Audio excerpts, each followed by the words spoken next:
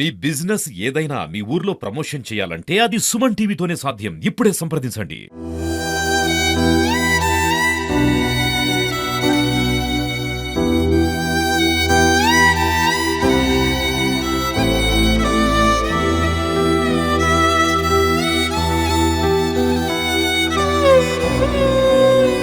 మామూలుగా ఇలాంటి జరుగుతుందని ఎప్పుడైనా ఊహించారా? ఎక్స్పెక్ట్ చేయలేదన్న మేమంతా.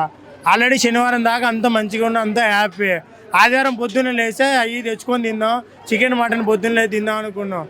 అన్నీ తెచ్చుకొని సమ్మేసుకున్నాం కానీ అన్నీ వెళ్ళిపోయినాయి కొట్టుకొని. ఫ్రిడ్జ్లు, కూలర్లు, గీలర్లు మొత్తం వెళ్ళిపోయినాయి. పిల్లగాల బట్టలు సహా వెళ్ళిపోయినాయి. నిన్ననే డిమార్ట్లో పోయి కూడా సరుకులు తెచ్చినాం. మా వాడు ఇంకో డ్రైవర్కి కూడా ఇవాళ డబ్బులు లేకుండా మా పరిస్థితి. మరి ఎవరు ఇస్తారు, ఏంది పరిస్థితి ఏంది అనేది ఎవరు నిజంగా బట్టలు కూడా లేవు ఇంట్లో. మొత్తం పరిస్థితి చూసుకుంటే రేకులు గీకులు మొత్తం కొట్టుకొని వెళ్ళిపోయినాయి రేకులతో సహా. ఇంట్లో కూలర్లు, ఫ్రిడ్జ్లు, డైనింగ్ టేబుల్, బండి కిస్తీ కట్టాల్సిన డబ్బులు కూడా ఇంట్లో ఉంటే వెళ్ళిపోయినాయి.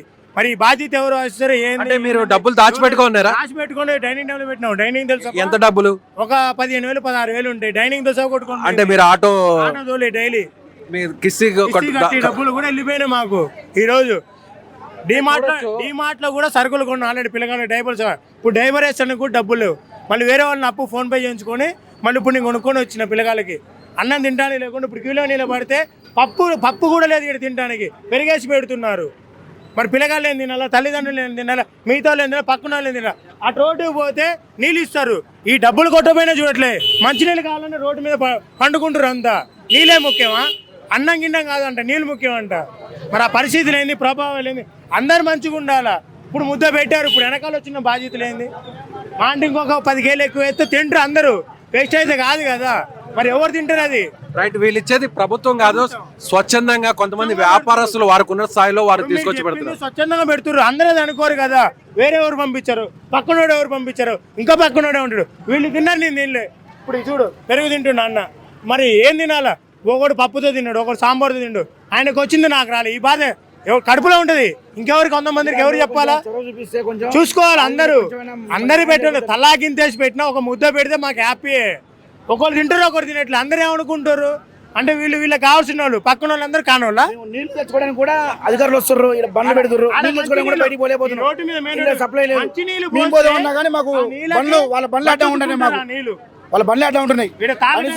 అన్నం లేదు, ఏమి లేదు. పిల్లలతోటి ఈ విధంగా తిరుగుతున్నారు రోడ్ల మీద బతుకులు అయిపోయినాయి మాయి. నిన్న మేము అసలు ఎక్స్పెక్ట్ కూడా చేయలేదు. తెల్లాడితే మటన్ బోటి తెచ్చుకొని తిందాం అనుకున్నాం. ఆ డబ్బులు కాదు, డైర్లు వేసుకోవడానికి కూడా మా బతుకి డ్రైవర్ల బతుకులు కూడా లేవు మాకు. తెల్లారి ఎక్స్పెక్ట్ చేసుకున్నాం మటన్ తెచ్చుకొని తిని చల్లగా పండుకుందాం అని. మటన్ పోయింది, గిటన్ పోయింది, డైనింగ్ టేబుల్ పోయింది, డబ్బులు పోయినాయి, గిబ్బులు పోయినాయి, ఫ్రిడ్జ్లు పోయినాయి, కూలర్లు పోయినాయి, రేకులతో సహా అన్ని పోయినాయి. ఏం లేవు. ఊహించావా ఎప్పుడైనా ఇలా జరగదు? ఇది 3సారి రావటం. 3సార్లలో ఇది అన్ఎక్స్పెక్టెడ్. ఫస్ట్ ఆఫ్ ఆల్ ఈ రోడ్డు దాకా వస్తాయి ఎప్పుడు. ఆ చివరి దాకా రావటం ఇది అన్ఎక్స్పెక్టెడ్. ఫస్ట్ ఆఫ్ ఆల్ ఇది పిల్లగాళ్ళకి బట్టలు కూడా లేవు మా కాడ. అది అన్ఎక్స్పెక్టెడ్. రైట్. ఇలా చిన్న బిడ్డలకి కనీసం వేసుకోవడానికి డైపర్లు కూడా లేవంటూ కూడా బాధపడుతున్నారు. అప్పటి వరకు కూడా వేరే దగ్గరకు వెళ్ళి అంటే షాపింగ్ మాల్స్కి వెళ్ళి అవసరమైనటువంటి వస్తువులన్నిటి కూడా తీసుకొచ్చి పెట్టుకున్నాం. ఆదివారం రోజు ఎంతో సంతోషంగా ఉండాలని, సెలవు రోజున కుటుంబంతో సరదాగా గడపాలనుకున్నాం. కానీ ఆ ఆదివారమే ఒక్కసారిగా తమ జీవితాల్లో ఊహించని విధంగా ఇలాంటి పెను మార్పును తీసుకొస్తుందని ఊహించలేకపోయామని వీరు చెప్తున్నారు.